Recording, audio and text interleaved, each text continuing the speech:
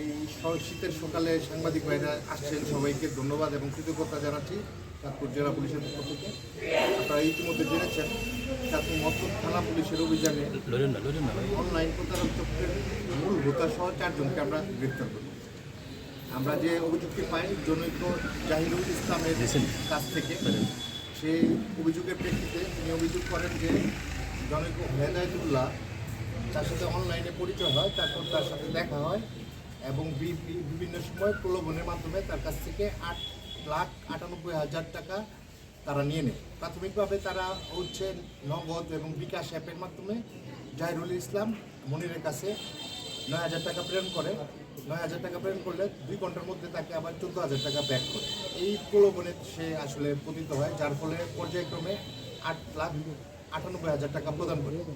এই অভিযানের প্রেক্ষিতে সম্মানিত পুলিশ সুপার মহোদয়ের নির্দেশে চাঁদপুর মতলব সার্কেল জনাব সানিবের নেতৃত্বে একটি আভিযানিক দল, এই দলে অফিসার ইনচার্জ সহ আরও কয়েকজন ছিলেন।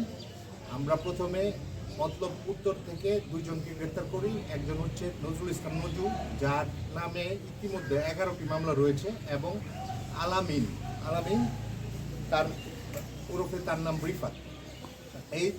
এই 2 জনের বাড়ি হচ্ছে, একজনের বাড়ি মতলব উত্তরে, একজন মতলব দক্ষিণ।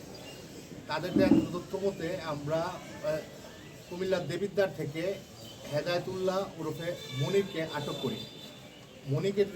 মনির এবং কুমিল্লা থেকে আরেকজন রাব্বি হোসেন ওরফে জাবেদকে আটক করি। তাদের কাছ থেকে মূলত আমরা মনিরের কাছ থেকে 6টি চেক বই এবং 19টি ডেবিট কার্ড উদ্ধার করি। এই মনিরের নামেও আমরা অনলাইনে জেনেছি যে তার নামেও 8টি মামলা রয়েছে। আমরা ধারণা করছি তারা হচ্ছে মূলত এই অনলাইন প্রলোভনের মাধ্যমে টাকা হাতিয়ে নেওয়ার সিন্ডিকেট। তাদেরকে আমরা আদালতের মাধ্যমে রিমান্ডে এনে পরবর্তীতে জিজ্ঞাসাবাদ করে এই প্রক্রিয়ায় তারা এই কার্যক্রম পরিচালনা করে সেই রহস্য উদ্ঘাটন করবো এবং আদালতে প্রতিবেদন দাখিল করব।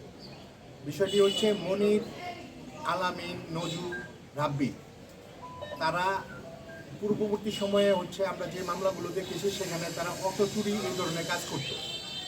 এখন তারা যে প্রতারণাটা করে, প্রাথমিকভাবে তারা হচ্ছে দরিদ্র শ্রেণীর মানুষকে প্রলোভন দেখিয়ে তাদের এনআইডি কার্ড এবং প্রয়োজনীয় মোবাইল দিয়ে এই ব্যাংকে অ্যাকাউন্ট করে, যে অ্যাকাউন্টে মূলত লেনদেন হয়। সুতরাং আপনি যখন ধরবেন মূল অ্যাকাউন্টধারীকে ধরতে গেলে আমরা আসলে তার মূল হোতাকে খুঁজে পাওয়া যাবে না, কারণ এই অ্যাকাউন্টটা প্রলোভনের মাধ্যমে বিশেষ করে দরিদ্র শ্রেণীর মহিলা যারা আছে তাদের নামে এই অ্যাকাউন্টগুলো খোলা, এবং এই অ্যাকাউন্টের সম্পূর্ণ অ্যাক্সেস হচ্ছে মনির বা নজু তাদের কাছে থাকে।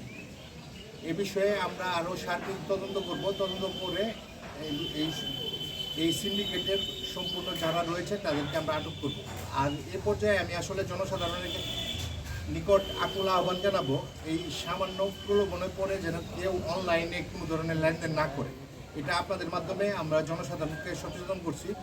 আমরা আশা করছি এই মতলব উত্তর থেকে আমাদের যাত্রা শুরু হবে। আমরা পর্যায়ক্রমে এই সিন্ডিকেটের সাথে যারা জড়িত আছে সবাইকে আইনের আওতায় এনে আইনগত ব্যবস্থা গ্রহণ করব।